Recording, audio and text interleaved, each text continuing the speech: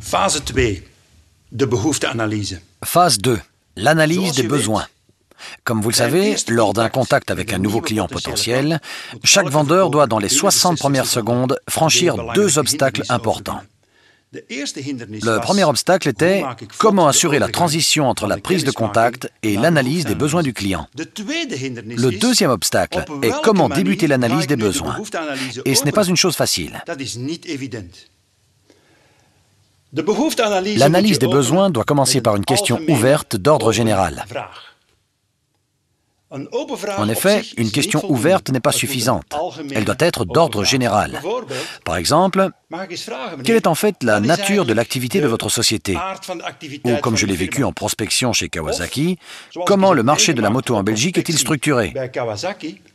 Il s'agit là de questions ouvertes d'ordre général.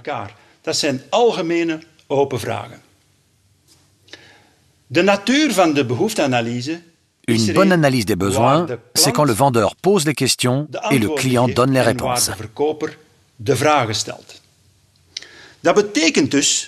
Ça signifie donc qu'il faut, dans cette étape, écouter attentivement ce que le client dit, car la question suivante sera toujours la conséquence logique de la réponse à la question précédente.